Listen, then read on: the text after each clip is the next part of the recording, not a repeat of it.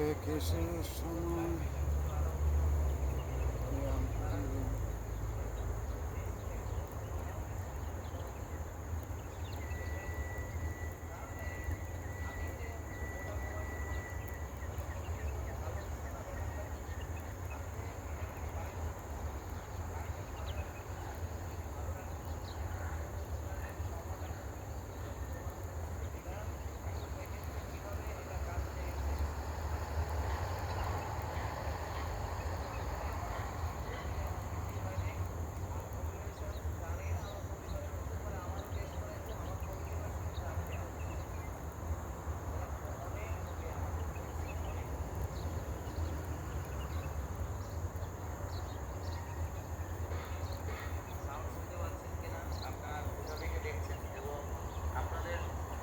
যে প্রশ্নগুলো আপনারা চাইলে লাইভে করতে পারেন, আমি অন্য সময় জবাব দিয়ে দিব। কারণ আর মানে আমাদের টিমরা আছে যেমন অনেক অনেক বিষয়ে প্রশ্ন করে লাইভে, আমি তো লাইভে সরাসরিভাবে জবাবটা দিতে পারি না, কিন্তু আমাদের ওই এই বিষয়ে যে ভিডিওগুলো আছে ওগুলোর লিঙ্ক কিন্তু দিয়ে দেওয়া হয় যে আপনি এই ভিডিওগুলো দেখেন। তাইলে আমাদের যে আমি জাস্ট এমনি আপনাদের বোঝানোর জন্য আঁকতেছি যে আমাদের এখানে এসিই হ্যাঁ একটা রিসেপ্টর আছে, এটা প্রতিটা সেলে আছে হ্যাঁ, এসিই টু H2 বলে, বুঝছেন? এটা হলো এনজিওটেনসিন কনভার্টিং এনজাইম 2, এটা হলো receptor angiotensin converting enzyme H2 receptor. তো এই H2 রিসেপ্টর থেকে আপনার এই যাদের ইনসুলিন রেজিস্ট্যান্স থাকে বা ইনসুলিন বেশি থাকে, হ্যাঁ এটা H2 রিসেপ্টর প্রতিটা সেলে থাকে, এটার কাজ হচ্ছে পানিকে নিয়ন্ত্রণ করা, ওয়াটার রেগুলেশন করা, যে একটা সেলের ভিতরে কি পরিমাণ পানি ঢুকবে এটার H2 এটা রেগুলেশন করে। যেহেতু আমরা এতদিন আপনাদেরকে জানিয়েছি যে ইনসুলিন সোডিয়াম ক্লোরাইডকে কি করে, সোডিয়াম ক্লোরাইডকে রিটেনশন করে। সোডিয়াম ক্লোরাইড কি বলেন তো? লবণ। সোডিয়াম ক্লোরাইড কি বলেন? লবণ। তাহলে ইনসুলিন কি সোডিয়াম ক্লোরাইডকে রিটেনশন করে, পানি ধরে রাখে। তাহলে ইনসুলিনের অনেক H2 দরকার হয়। তাহলে যাদের ইনসুলিন বেশি আছে তাদের কোষে H2 সেলে H2 বেশি থাকে, তাহলে এই H2 দিয়ে কিন্তু এই ভাইরাসগুলো ঢুকেছে। তো যাদের H2 বেশি থাকে তাদের বেশি এটা ঢোকার সম্ভাবনা তৈরি হয়। আপনি বুঝলেন কথা? তাহলে H2 কেন বেশি থাকে? কারণ হচ্ছে ইনসুলিন পানি ধরে রাখে, আর H2 হচ্ছে ওয়াটার রেগুলেশন করে সেলের ভিতরে। তো এই জন্য H2 রিসেপ্টর এনজিওটেনসিন এটা হচ্ছে একটা এন্ডোক্রাইন রিসেপ্টর। তো এই ভাইরাস এখান থেকে ইনজেক্ট হয়, কোষে ঢোকা প্রবেশ পথ হচ্ছে এটা। এবার বুঝতে পারছেন তো? যার ইনসুলিন রেজিস্ট্যান্স কম, যার ইনসুলিন কম বা নরমাল, তার এই ভাইরাসে আক্রমণের সম্ভাবনা যতটা বেশি, আর যার মনে করেন যে ইনসুলিন রেজিস্ট্যান্স বেশি, ইনসুলিন বেশি, তার আক্রমণের সম্ভাবনা অনেক বেশি। আমি সামনে আপনাদের এই ধরনের পরিস্থিতিতে আবার পড়তে হবে, আমি কথা দিচ্ছি আপনাদেরকে, আপনারা পরে টের পাবেন, কিন্তু এখন থেকে সাবধানতা অবলম্বন করেন। তার মানে আপনাদের ইনসুলিন লেভেল কমাতে হবে, তাই না? এই ফাঁকে একটু বলে রাখি, H2 তো আপনারা বুঝেছেন, হ্যাঁ এনজিওটেনসিন কনভার্টিং এনজাইম। আপনার H2 মনে রাখতে হবে না, আপনার মনে রাখতে হবে একটা গেট যেখান থেকে এটা ঢোকে, এটা পারে ইনসুলিন বেশি থাকলে।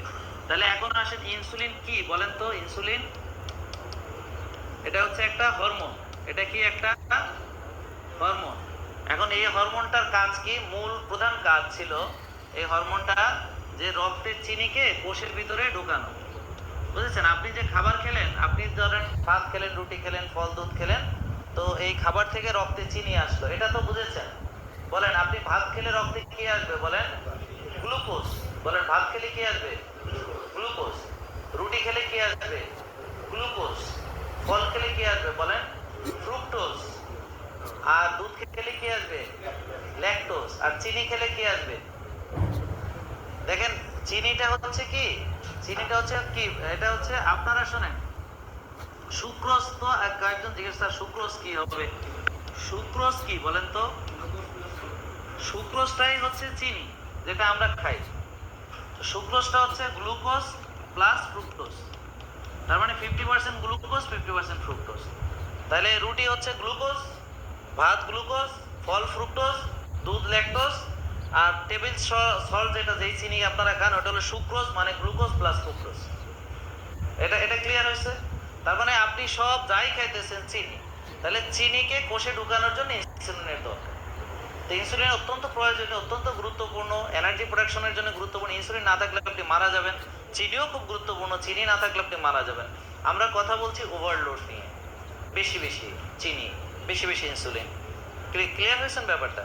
তাইলে এখন যদি আপনার কোষে বেশি বেশি করে, এটাতে আমরা পরে আসছি, যে কোষে যদি বেশি বেশি করে আপনার চিনি ঢুকে, তারপরে একসময় কোষে এটা ফ্যাট হিসেবে জমা হয় কিভাবে, এটা একটু পরে আলোচনায় আসবে। ফ্যাটি হিসেবে জমা হলে কোষে আর জায়গা থাকে না, কোষ তখন ইনসুলিনকে রেজিস্ট করে যে আমি আর চিনি নিতে পারবো না, আমাকে লোড দিও না, আমাকে আর চিনি ঢুকায় না। তখন রক্তের চিনি বেড়ে যায়, রক্তের চিনি বেড়ে গেলে বডি আরো বেশি ইনসুলিন তৈরি করে, ফলশ্রুতিতে ইনসুলিন বেড়ে যায়, সুগারও বেড়ে যায়। এইটুকু মনে রাখলে হবে। এটা বুঝেছেন? তার মানে আপনার শরীরে যত চর্বি জমবে, কেন জমবে বলেন? আমরা খাই, বলেন খাই, বার্ন করি না। সবাই বলেন, বলেন খাই, বার্ন করি না। জোরে বলেন, খাই, বার্ন করি না। আবার বলেন, খাই, কাম করি না। বলেন, খাই, ব্যায়াম করি না। তাহলে এটা কি হয়? তার মানে যারাই খাচ্ছে কিন্তু ব্যায়াম করছে না, কায়িক শ্রম করছে না, তাদেরই জমছে। তো তাদেরই ইনসুলিন বাড়ছে, সুগার বাড়ছে। এটা ক্লিয়ার হয়েছে? এখন আসেন, এই যে ইনসুলিন বেশি হলে কি হবে? এস টু রিসেপ্টরের সংখ্যা বেড়ে যাবে, ভাইরাস এখান থেকে ভিতরে ঢুকে যাবে। তাহলে যত বেশি হবে তত। এখন আসেন, ব্লাড সুগার কি করে? এই এস টু কে গ্লাইকেটেড করে, মানে ওটা হচ্ছে ক্রিস্টাল, ছোট ছোট ক্রিস্টাল এখানে এসে, সোজা কথা হলো এই গেটটাকে ওপেন করে দেওয়া হচ্ছে ব্লাড সুগার। দারুণ না ব্যাপারটা? ইনসুলিন আইসা এস টু রিসেপ্টরে এস টুর সংখ্যা বাড়াইছে, আর এর মধ্যে সেদা করে দিছে হলো কে? Blood sugar. এগুলো স্টাডি থেকে বলতেছে, আপনাদেরকে আমি সহজ করে বোঝাচ্ছি। এগুলো অনেক স্টাডি আছে, আপনি দেখেন গ্লাইকেটেড এস টু, হ্যাঁ, রেসপন্সিবল ফর কোভিড ইনভেশন, এই নিয়ে রিসার্চ পেপারগুলো আপনারা দেখেন, যারা ইংরেজি বোঝেন, যারা আমাদের লার্নেড অডিয়েন্স, যারা দেশের বাইরে থেকে দেখছেন, হ্যাঁ, তারা দেখেন যে এই আমি তো আর বানায় বলতে পারি না, এগুলো তো রিসার্চের প্রোডাক্ট। তাহলে গ্লাইকেটেড এস টু এটাকে ছিদ্র করে, তার মানে সে পথ তৈরি করে দিচ্ছে, যাও ঢুকো ঢুকো। তার মানে যার চিনি বেশি তার ঢুকবে। আপনারা যে কিছুদিন পর পর ভাইরাসে আক্রান্ত হন, আপনাদেরও একই অবস্থা। বিলিভ মি, যারা কিছুদিন পর পরই ভাইরাসে আক্রান্ত হন, ফ্লু হয়, যাই হোক, আপনার যদি আমার পদ্ধতিটা মানেন, সহজে আপনাকে অ্যাটাক করতে পারবে না। আর করলেও 2-3 দিনের ভিতরে আপনার শরীরের ভিতর থেকে আসে বিদায় নিতে হবে, কিন্তু করতে পারবে না ইন দ্য ফার্স্ট টাইম। যদি আপনি সবকিছু প্রোটেক্টেড রাখতে পারেন, যদি আপনার লিভার, আপনার গার্ডকে প্রোটেক্ট রাখতে পারেন। আমি গার্ডে হেলথে আসতেছি, এটা খুব গুরুত্বপূর্ণ, কারণ গার্ডে আপনার প্রোটেকশন লাগবে। আপনাদের কি বুঝতে অসুবিধা হচ্ছে? এটা কি অনেক কঠিন? আপনার একটু মনে রাখার দরকার নেই তো। আপনার মনে রাখার দরকার হচ্ছে যে এই দুটো জিনিস, সুগার, ইনসুলিন কমাতে হবে, কারণ এই দুটো জিনিস বাড়লে পরে আমার কোভিডে আক্রান্ত হওয়ার সম্ভাবনা বা যে কোনো ভাইরাসে আক্রান্ত হওয়ার সম্ভাবনা এটা ব্যাপক বেড়ে যায়। এটুকু বুঝলেই হয়ে যাবে। বুঝলেন কথা? তাহলে এখন আসেন, এখন short chain fatty acid, short chain fatty acid, হ্যাঁ, শর্ট চেইন ফ্যাটি অ্যাসিড হচ্ছে, এটা নিয়ে আমি আলোচনা করব। আপনারা শুধু মনে রাখেন short chain, short chain, medium chain, long chain. Short মানে ছোট, কম কার্বন, হ্যাঁ, কার্বন 1, 2, 3 কার্বন, এরকম আর কি শর্ট চেইন ফ্যাটি অ্যাসিড। এটাকে প্রোটেক্ট করে, কোভিড থেকে বাধা দেয়। এই শর্ট চেইন ফ্যাটি অ্যাসিড কে তৈরি করে? আপনার ভালো ব্যাকটেরিয়া। কিসের মাধ্যমে? ফাইবার খেয়ে তৈরি করে। এটাতে আমি আসতেছি। তাহলে এটা সম্পর্কে আপনাদের জানতে ইচ্ছা করতেছে, গুরুত্বপূর্ণ। তার মানে আপনি শাকসবজি বেশি করে খাইলে আপনি কোভিড থেকে বাঁচবেন, অথবা যে কোনো ভাইরাস ইনফেকশন থেকে বাঁচবেন। তাহলে যখন যে কোনো সময় ভাইরাসের আক্রমণে আপনারা পড়বেন, বা আগে ভাগে যে কোনো সিজনে যখন ভাইরাস আসে, জানেন যে ভাইরাল ফ্লু হয়, তার আগে থেকে ফাইবার খাওয়ার ব্যাপারে সাবধানতা অবলম্বন করেন। বেশি বেশি ফাইবার খান। প্রসেসড ফুড হচ্ছে ডিভয়েড অফ ফাইবার। প্রসেসড ফুডের সবচেয়ে বড় প্রবলেম হচ্ছে এখানে ফাইবার থাকে না। আল্ট্রা প্রসেসড ফুডে ফাইবার থাকে না, কারণ ওরা ফাইবার বের করে ফেলে। যেমন ধরেন এই যে ব্ল্যাক রাইস, ব্রাউন রাইস বা সাদা চাল, এই সাদা চাল আর লাল চালের পার্থক্যটা কি বলেন তো? কোনটাতে বেশি ফাইবার আছে? তাহলে তো আপনারা বুঝে গেছেন। আর আরো বেশি ফাইবার আছে এই কালো চালে, হ্যাঁ, এই যে এটা, এই যে কালো চাল, এটা এটা ব্ল্যাক রাইসটা দেখো, এটা খুব গুরুত্বপূর্ণ। যারা একটু ভাতটা তো খেতে চায় ব্ল্যাক রাইস। এখন আমাদের লাল চালের চেয়ে এই ব্ল্যাক রাইসটা, আমি জাস্ট কয়েকটা উদাহরণ দিতেছি এখানে, যে এটা হচ্ছে নন জিএমও, কিন্তু আমাদের বেশিরভাগ চালই এখন জিএমও, হোক লাল হোক যা। এটা হলো অর্গানিক, কিন্তু আমাদের কাছে কোনো অর্গানিক চাল নেই বাংলাদেশে, কেউ ক্লেম করতে পারবে না। এটা অর্গানিক, নন জিএমও, অর্গানিক, শুধু এই দুটা বললাম। আর এটাতে মোর প্রোটিন আছে, মোর ফাইবার আছে, ফাইটোকেমিক্যালস আছে, হ্যাঁ, অ্যান্থোসায়ানিন আছে। তো যাক, এগুলো আরো অনেক উপকারিতা, এটা নিয়ে আমি একটা বিস্তারিত ভিডিও বানাবো, সেটা অনেক লম্বা ভিডিও হবে।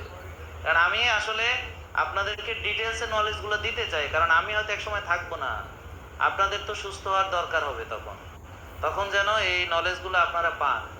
আজকে যারা এখানে অডিয়েন্স আছেন তারা হয়তো আমার সব কথা বুঝবেন না, দরকারও নেই সব বোঝার, শুধু বুঝবেন যে কি করতে হবে, আপনি এটুকু বুঝলেই হবে, আপনাকে সব বুঝতে হবে না।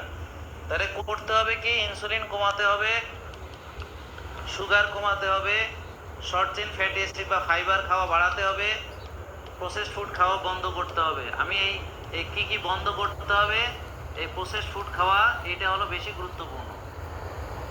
তাহলে শরীরে বিষ ঢুকানো বন্ধ করতে হবে। যেমন একটা লোক আমার কাছে হার্টের চিকিৎসার জন্য আসলো, আমি তাকে কি বলবো, আপনি সিগারেট খান আর সাথে ওষুধ খান, তাই বলবো?